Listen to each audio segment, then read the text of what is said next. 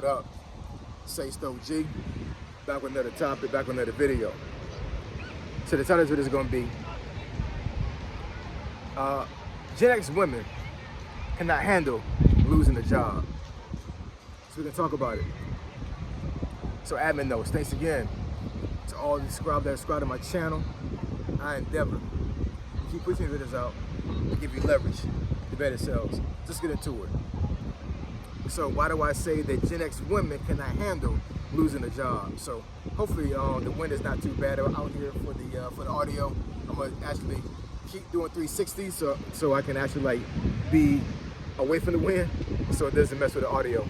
But so if you go on social media right now and you do like a search of like job loss, or you do a search of, I don't know,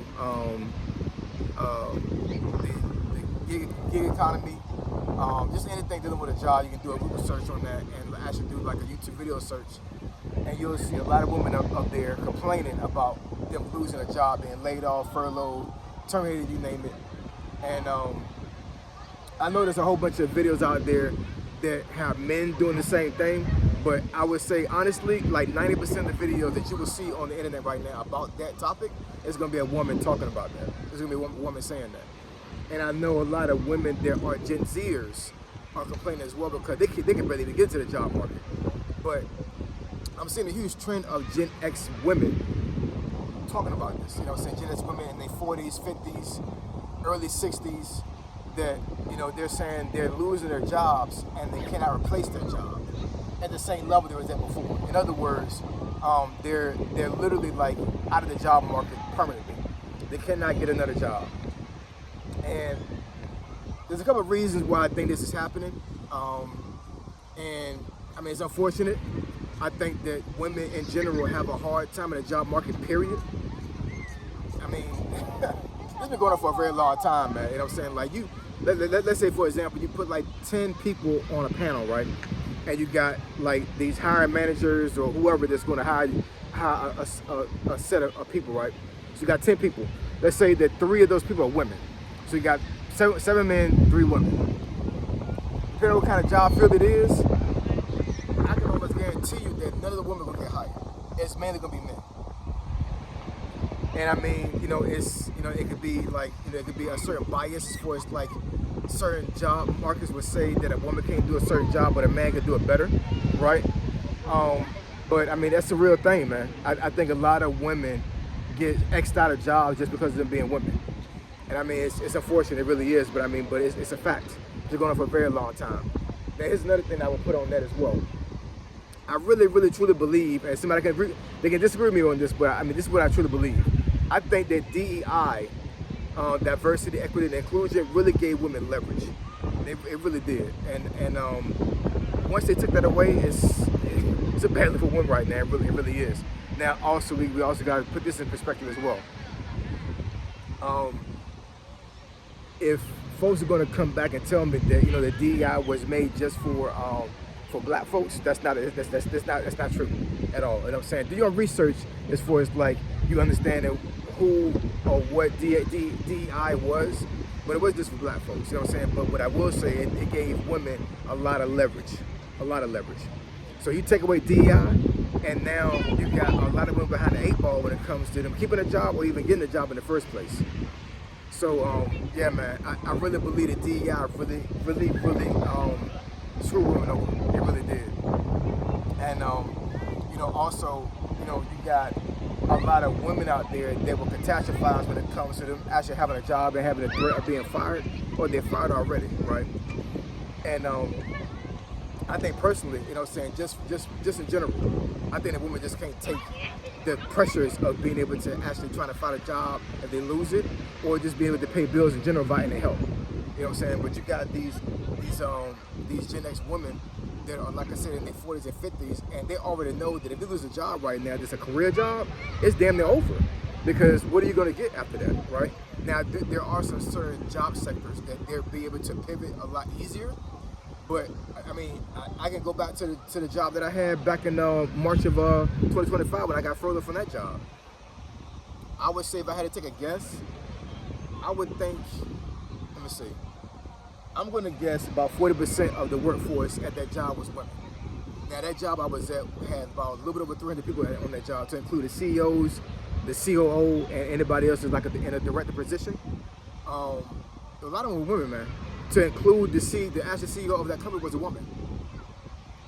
So she didn't lose her job because she's the CEO of the company. So like there was still some government money left over. So I mean, so she was paying herself, which I mean that's totally fine because it was her nonprofit. You know what I'm saying? So why would you fire yourself?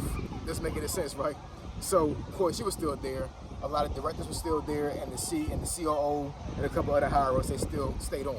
But anybody else below that, they were gone because they couldn't pay them no more, right? And to this day, I would say more than 50% of the women that was actually at that job that got furloughed along with me don't got a job right now. It's hard, man. You know what I'm saying? It's just hard for women. It really is.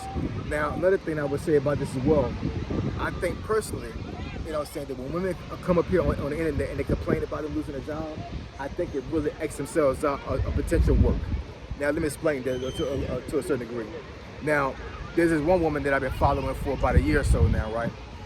She made a video over a year ago where she actually filmed in real time her being let go from her job, right?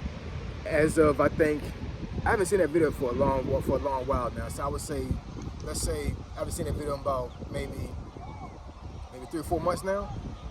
But for the last time I saw that video had a little bit over 700,000 views on it, right?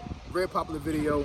As of right now, she's actually making almost the same amount of money she was making on her job she got fired from off of social media. As far as like leveraging YouTube, doing affiliated links, doing brand deals. I think she has a TikTok and a Facebook. So she's doing her thing right now, you know what I'm saying? But my personal opinion, I think that she exercised out of potential work in other places because of that viral video. Because employers don't want to see you complain about a job or a job loss on video. They don't want that press. They don't want that publicity. They don't want that. You know what I'm saying? So I think that when women complain, on the internet about job loss, I think it really excludes themselves from potential work. Because I think when certain employees see these videos, they're like, oh, I don't want her. She complaining. You know what I'm saying? Like, yeah, she complaining about a job loss, but like, what?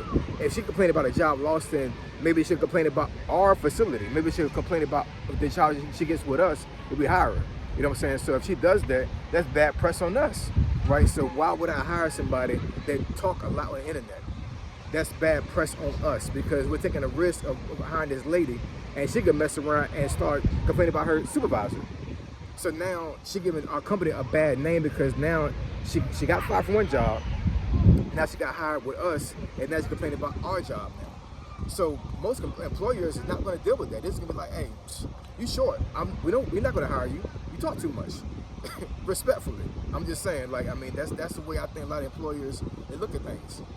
But yeah, man, I think the complaining on social media, I think is really taking women out of the workforce to a certain degree, even though I understand that women need to vent. But social media might not be it may not be the outlet for you to do, man. You know what I'm saying? I think DEI is a huge thing when it comes to Gen X women not being able to keep a job or be able to, to leverage things to get another job. And I think there's women in general always behind the 8 ball when it comes to certain job fields. That's just a fact. You know what I'm saying? Like, now I know some folks may do some pushback and say, well, yeah, a lot of jobs will hire women just because they are women. That is true. That is true. You know what I'm saying? But in general, just like ageism, there are a lot of there's a lot of companies out there that would mask them hiring people based off of merit and based off of their skill set. But some jobs out there, they will not hire women if they have a man that can do the same thing. That's just a fact, right? So I really believe that Gen X women are really behind the 8 ball right now when it comes to the job market. I think they're having a hard time trying to find a job. I think they're really in a bad space right now. I really believe that. Most of the women that I saw that got fired along with me, well, sorry, not fired, but furloughed with me last year, were women, right? And like I said, it's a lot of them that cannot find jobs right now. They're just out of the workforce. Some of them was forced retired. Some of them had to pull out Social Security. It's crazy. You know what I'm saying? So yeah, man, we need to really put Gen X women in prayer as far as understand the plight that they're under right now, and we need to really understand that Gen X women are just not doing too well right now when it comes to the job market, man. They're just not. I'm telling you, man, most of the videos I've seen lately on social media that women are complaining is Gen X women. That's what they're doing right now. You know what I'm saying? So, yeah, keep me in your prayers. I know I am for myself. If I had a company that I could hire women for, I would. I really would, especially Gen X women. But it's a terrible thing, man. It's a terrible thing. And only advice I can give Gen X women is that be careful who you complain to about a job loss, and be careful how you navigate the internet when it comes to a job loss, because you may literally be putting a nail in the coffin for a potential job you may have later on. All right. So I appreciate y'all. I love y'all. I'll catch y'all in this video. Say so, G. Signing out. I'm gone.